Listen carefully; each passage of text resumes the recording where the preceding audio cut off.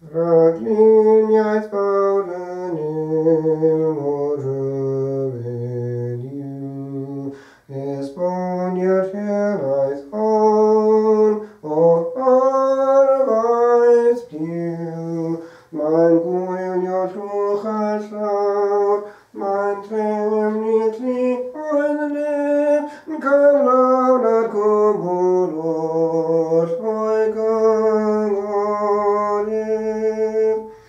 Llawodraeth maeth y byd sydd yn ei llaw, mae'n tynnu ymau lawr yn y godi draw, trwy bob hylantoedd y blin, terfysgoedd o bob rhyw, dyrchafin gysongau, dernas ein Duw.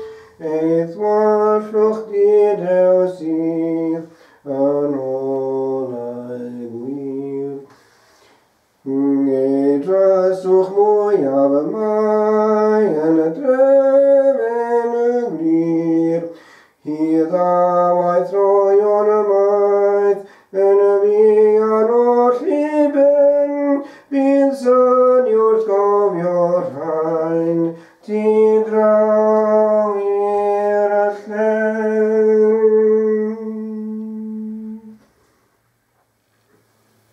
In the series of readings that precede Lent, we have the account of the creation of man, his fall, the first murder, that of Abel by Cain, the firstborn, and then the decline in humanity until this climax of which we have heard, the construction of the ark as a result of the awareness given to Noah that there is going to be a cataclysm, for the sins of mankind are crying unto heaven. It has been said that the sins of mankind in our time are actually of a more grave order than those of Noah's time. Some years ago, we were on pilgrimage to Mount Melleray.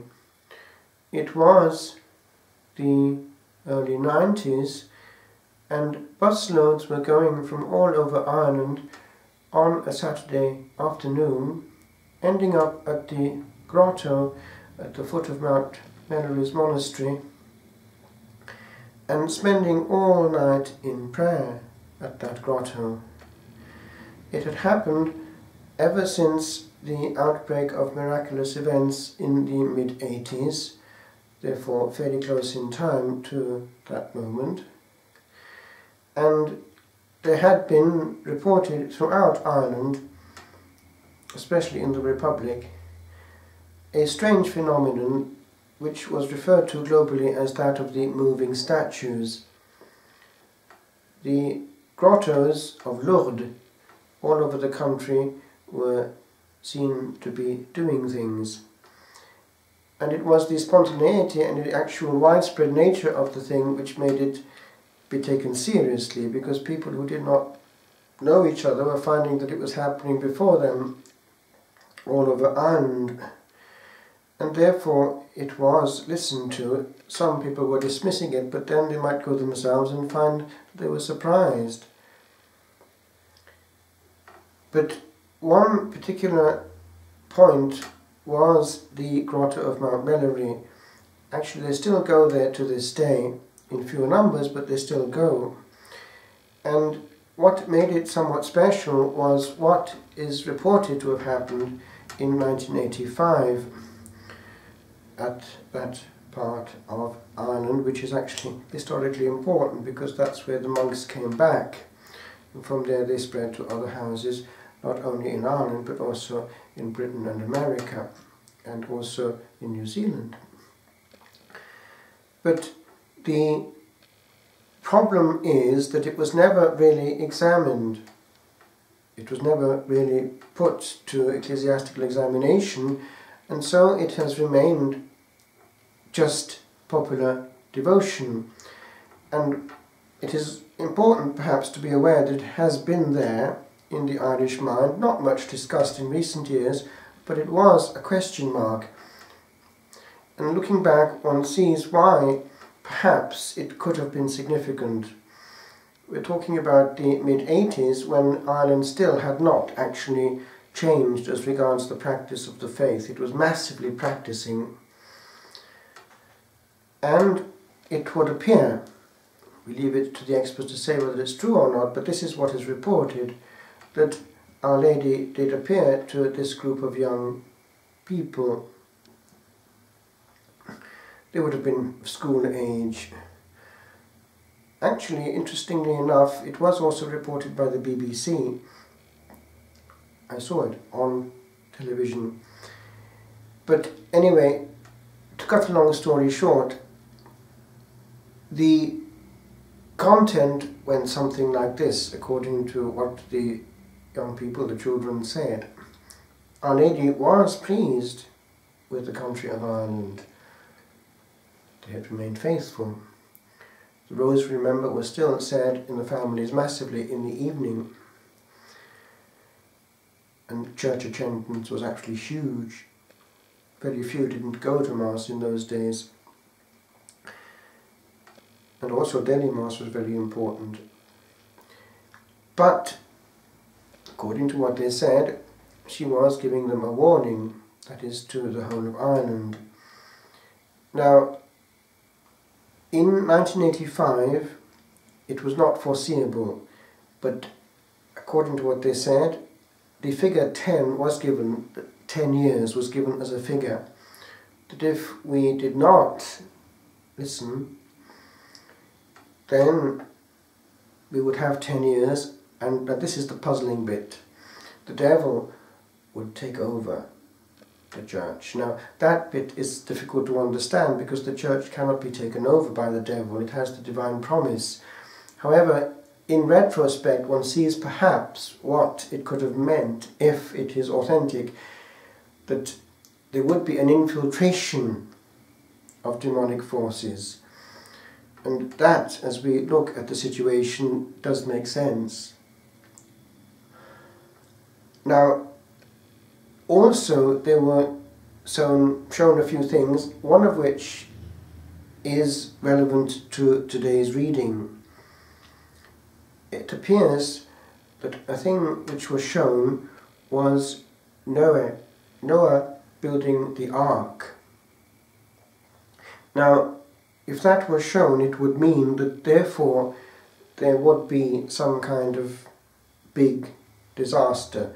And again we see history repeating itself, insofar as she tried to warn in 1917 that if she were not listened to, then there would be a war even more serious, which happened. Of course, she gave actually the time, because she gave the name and number of the Pope, which was unforeseeable when they heard this in Fatima, Pius XI. And also, eventually, Lucia was given the sign that there would be this strange signal in the sky, and it was, in 1938, to see all over the place, this bright red light. And then, of course, it broke out. 1938 was already the beginning of the conflict with the political events there under Hitler. And then, of course, war was declared in 1939.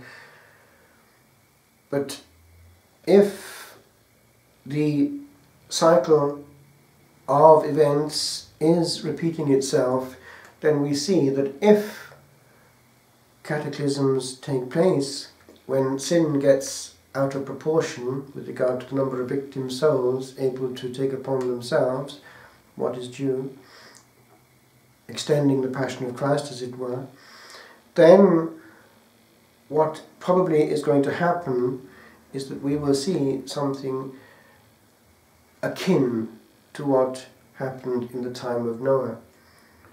We do not know what it will be, but if we can allow people like your man, Simon Fry, to in public laugh, as it were, at his creator and make a mockery of him in front of millions and millions and millions of people who have very little reaction. If we can allow that the sacrifice of innocent children happen far greater than it happened when it happened for Moloch, that pagan god, if we can allow that same-sex marriage becomes equal with ordinary marriage, if it can happen that from our schools the faith may no longer be proclaimed in its fullness, even if they are Catholic schools, if, and so on, God can be put in the margin and indeed made fun of, then I'm afraid we've got to expect the consequences. We can't mock God on the level of the planet and expect the planet to go on happily ever after.